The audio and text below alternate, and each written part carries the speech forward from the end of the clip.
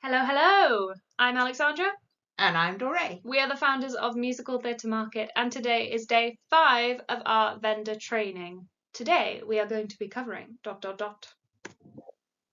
it mindset and expectation. How to make the most of the event that you are going to. So the first thing we would say with mindset and expectation is set your goals and expectations of the event. So it seems like an easy thing because you think, well, I'm going, I want to sell stuff, I want to make money. But it's actually not always that simple. Sometimes you don't make money. If you're not necessarily experienced, it's a new event, that might not always be what you achieve straight off the bat. So there are other things to consider. Are you getting your name out there? Are you getting your name out there? Are you creating connections? Are you creating relationships with potential customers? Are you creating relationships with fellow vendors? Are you creating relationships with organizers? Networking is a really, really big part of going to events and of vending. It's also about, this may be your first event. Giving it a go, seeing what happens. Is this what you want to do? Do you enjoy it? Do you not enjoy it? Exactly. Have expectations other than, I want to make millions. Exactly. What are the expectations you set of yourself? Maybe you're a really shy person and now you're going to push yourself out of your comfort zone to talk to total strangers. You're going to be selling your product. And sometimes it's really hard to sell your own product. Yeah, art is like an expression of you, so it can be really vulnerable to share that with the world. And, just knowing for yourself that you're going to overcome whatever those barriers are that you have in yourself. Yeah. Those can be really, really good goals to set. In addition to making money, because in the end, that's what we want to do. Of course. But if you make that your only goal, you become quite... you want to enjoy your experience. Yeah. Don't limit what you want to get out of it and stress yourself out and not enjoy the event. Because if making money is your only goal, you're going to be anxious about it right from the start, and people pick up on that, and then it makes a less enjoyable experience, and it just doesn't work. It stresses everybody out. Everybody gets tense. So if your goal is something as well, like I'm gonna talk to this person, I'm gonna step out of my comfort zone, I'm gonna try this event, then what you're doing is taking the stress off you, and in the process you'll probably end up making more money than if that was your only goal. Because you'd end up with successes anyway. Exactly. So you set yourself up for success right from the start. Tick. Role play with family and friends. We covered this a bit in terms of setup, but it's so that does your setup work for the different types of people that are out there? Can they enjoy being at your stand? Can they see your product? Is it an enjoyable shopping experience? Yeah, and also have your family and friends be difficult customers. Yeah. And we cover this a little bit later on, but what are the kind of difficult questions that people have asked you in the past? What are the kind of questions that you feel like, oh, they're just being confrontational now? Yeah. Let them be that awful customer and figure out ways of dealing with that. Because if you can do that with your family and friends, you just copy and paste that into any other experience that you have. Exactly. So let them really help you and be tough on you. The next one is very, very helpful. Observe shop assistants. So when you're out and about, when you're doing your grocery shopping, when you're doing some clothes shopping, if you go to another craft market, all of these places, look out at the shop assistants, the people that are taking payments, the people that are walking around trying to help you. What are the things that they do that you are like, oh, I felt so attended to. I felt like so, yes, they were fantastic. I just loved them. And one of the things that they did where you were like, oh, it just grated on me. I can't believe they did that. They just said it in a rude way. That wasn't a helpful question to ask. Think about those things, because then you can apply what you've learned to you going to the event.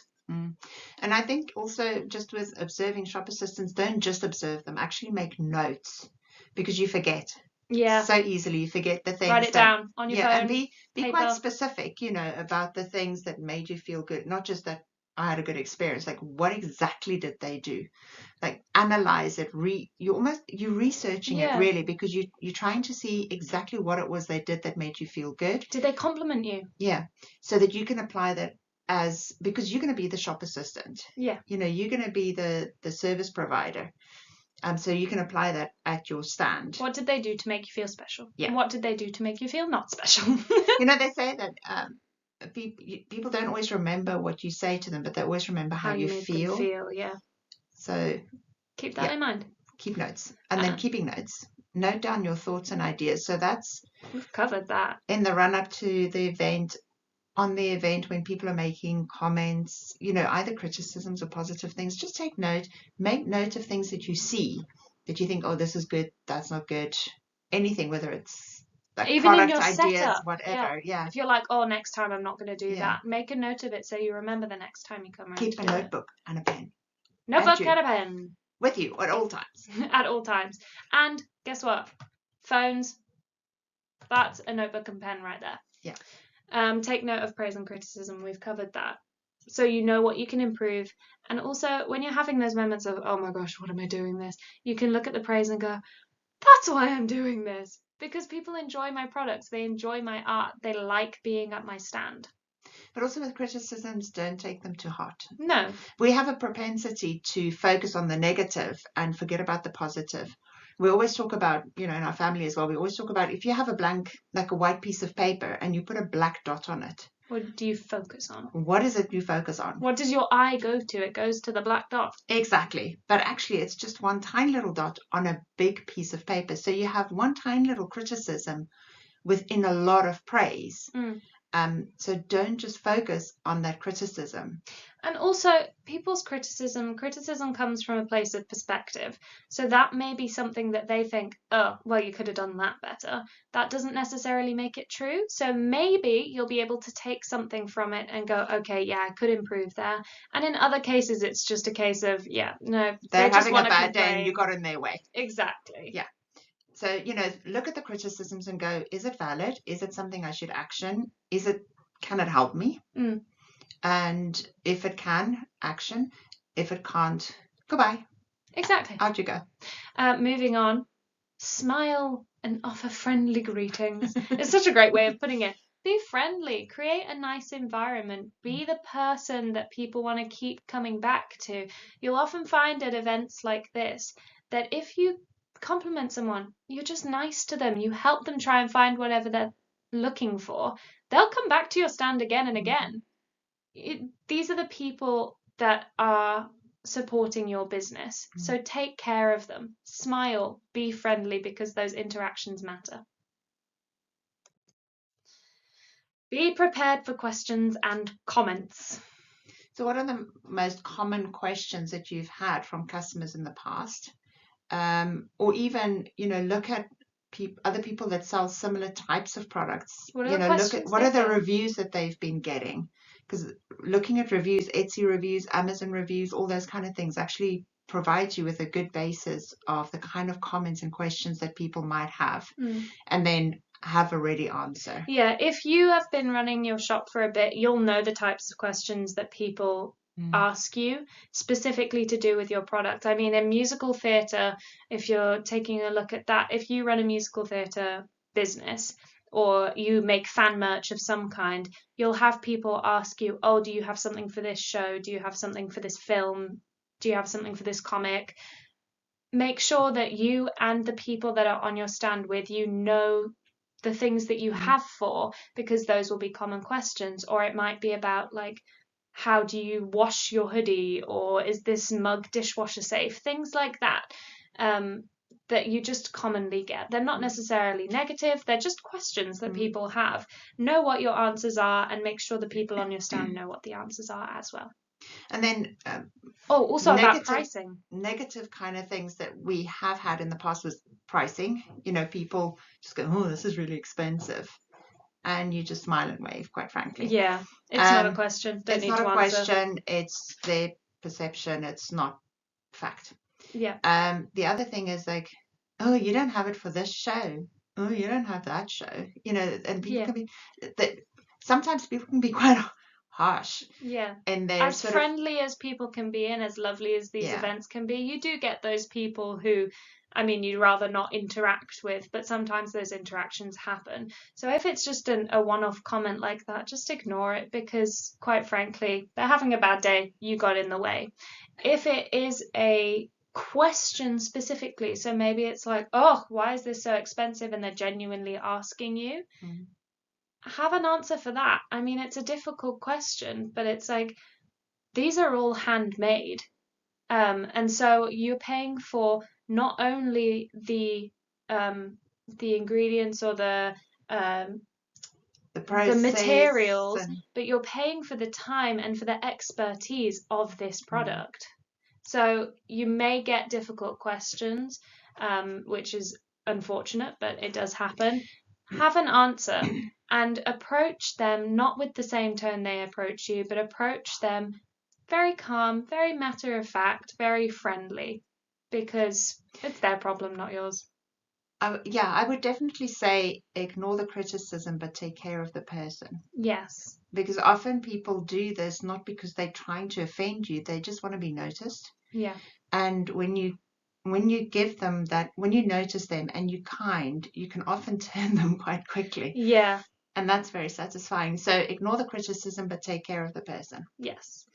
Where did we get up to? Don't be overbearing. Overbearing. Don't be overbearing. Don't be overbearing, but don't ignore your customers. I think we covered this as well, where you don't want to be sort of like hawk eyes watching them as they're looking at every single product, and it's very intimidating. Take a step back, look over every so often, make sure if they need help that they've got it.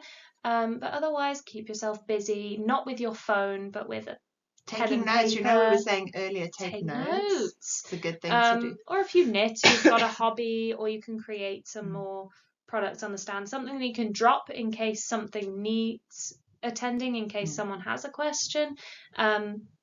But yeah, just take a step back. At the same time, don't ignore your customers. If they come over, say hi, morning, how you doing? It doesn't take that much, but it immediately creates a connection between you and them, which makes them more likely to buy from you. Stay longer. Yeah, exactly. Ask family and friends to visit you on the day. On the day, we would say, if you have family and friends there and they're kind of milling around the event, to keep an eye, you know, when your stand is particularly quiet, sometimes if you just have somebody that goes and stands there and chats to you a little bit, it creates a bit of other people go, oh, I wonder what's going on at that stand. What's happening? Yeah, so let people help you and, you know, just come and be customers, so to speak. That's another thing which is helpful about having an assistant. Another reason we highly recommend it is because if there's no one at your stand and you need something to encourage people to come over, send your assistant round, have them look at your products, because it creates that atmosphere of, oh, there's something over there that's interesting to look at. I wonder what it is. And also, if you're quite nervous or you're having a little bit of a tough time, family and friends can just help you settle your moral support. Yeah. Exactly. Perfect. Have answers for difficult questions or comments we've covered, and be patient with shoppers. People are there for a buying experience. They're not there to buy something and walk away.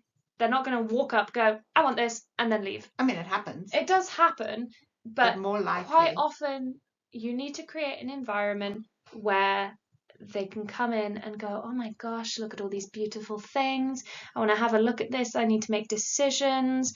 Oh, I wonder which one I'm going to get. You've got so many thoughts going on in your head as a shopper that what you want to do is just guide them through the experience, be there if they need help, and let people figure it out themselves. They may spend a while at your stand. That's okay. That's a good thing, because people need that experience at your stand to feel connected to you and your products, which makes them more likely to buy from you, to want to have your products. Exactly. If you do, however, end up with a queue at your stand with a lot of impatient, you know, with other people becoming impatient, without sort of shooing these shoppers on, you know, see what you could do. Encourage the other people to come in, maybe take some products out to them. It's just about, it's really just about keeping your eyes open and managing the customers. Exactly. And you can create conversations with them. There's quite often, if you interact with someone, if you compliment something they're wearing or whatever, you may end up with a conversation with a customer that may last for ages. They may leave, not buy anything, and come back. It's creating those connections. They might come back 3 or 4 times before they eventually buy something. Make the decision. Yeah. Exactly. So be patient with your shoppers. It's not necessarily a walkover, I want this thing, pay and leave. And also don't make comments about, oh, you again, or are you back again? Yeah. It can be taken, you might be meaning it in a jokey way, but it can be taken any which way. So just be careful about those kind of comments. Be kind. And if you do find yourself in a conversation and suddenly you've got a queue of people you need to attend to, it's okay to say, so sorry, just give me a minute, and then go and handle the people. That's not rude. Nobody expects you to be 100% with them when they can see your stand is busy. They might not realize while they're talking to you that other people have started coming to your stand. People understand. Yeah, you can limit off-track conversations and just sort of excuse yourself. Yeah. Go for it. Be polite. It's not rude. Think of 3 reasons why your work is special. Yeah, we've spoken about this before. Yeah, what's your USP? Your unique selling point. Just like if you have 3 things in your mind, if anybody ever asks you, then it's straight out there. Exactly. Why is your product so special? Yeah. Create a warm and welcoming environment. I think all of the things we've spoken about creates that warm environment. And listen to your customers. Listen to their questions. When they're talking, listen to them. Don't think about, oh, I need to respond this way, or oh my gosh, have I got enough product there? Try and be present with them because it changes the atmosphere. People pick up on when they're not being listened to. And people like that attention. People like being listened to, being heard. And it just makes them more likely to see you as a person, build that connection, buy from the person, and have fun. It's a busy time. Markets can be intense. There's a lot of preparation. There's a lot of things to think about on the day. So have fun. Enjoy the experience, because ultimately, like we've said so many times, people buy from people. And if you're stressed and not enjoying yourself, that's going to affect your sales. That's going to affect how people view you and your stand. So enjoy it. And if you're having fun, they'll have fun. Exactly. It rubs off. Exactly. That is all for vendor training day 5. We will be back tomorrow with etiquette and vendor relations, I believe. Yes. Right. We will see you there. Bye. Bye.